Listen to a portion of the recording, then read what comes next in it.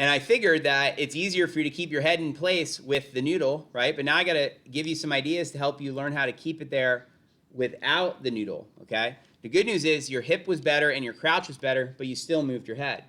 Now, there's some different things that we do for that. So if you would, please get in your setup again, George. And I'm going to make a point here for you. Yeah, so just once you're set up, then I'll talk. So just get in your golf setup, please. Ready to go. And stay looking at the ball. Now, while you're looking there, you're going to be able to see. Can you see the orange thing in your peripheral vision? Can you see it in your peripheral vision? Mm-hmm. Okay, now, if you go to the top of the swing, and stop, please. Okay, if you turn your head too far that way, your head that way, you can't see it, right? No. But if your head stays in the same spot, then that thing will stay in the same place in your peripheral vision.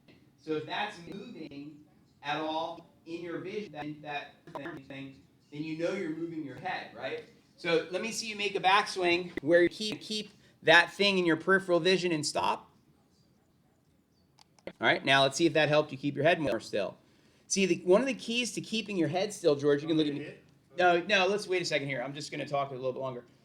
One of the keys to keeping your head still is noticing the perimeter of your vision, not the center. Everyone's looking through the center of their eyes, not noticing how the edges of your vision are changing. So as I swing to keep my head still, it's like I'm noticing the edge of my vision. And so that's what this, having this little orange ball over here on the ground does.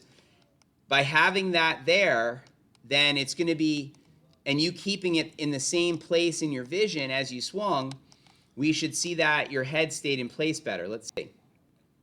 Now look, it must not have been exactly in the same spot because it still moved a little bit. Now there's another tool we're going to use. Now here your hip was better. I'd say your head's getting closer, but we don't have it fixed yet. So let's try something else too. This time, if you would, get... All right, and we're going to put this thing down on the ground, okay? And then tell me when the ball is in the middle. No, you stay in your setup. You got to stay in your setup. Closer? Okay. That's good? Mm-hmm. Okay. Now, again, go to the top of your swing and stop. It should still be in the same spot. If it moves at all, then you moved. Right? You with me? Yeah. Okay, do it again. Go to the top and stop. Make sure it stayed in there.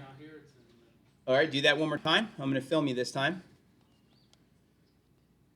Right, and so see how you got to keep your head there. Where's your head normally going? Back there, right? And so this one, George, you can look at the screen now if you'd like. You'll see that with this little device, which, believe it or not, I ordered like 10 more of them. And guess what? The company closed. Yeah, they disappeared. I'm like, crazy. So I have one here that I use when we're here, but you can get someone to make it. It seems simple to make, right? Doesn't it? Yeah. So look at this. Ready? Look, going back. Look, by you looking through this little viewfinder, right? My head's there. Now your head didn't go right to the right, where normally it's going to the right too much. Okay, so let's try and hit some balls now with this. But the key is in your vision. You got to notice how, see, some students when they're moving their head, they're not noticing how their vision is changing. You got to pay attention to your perspective on the ball and your perimeter of your vision not changing.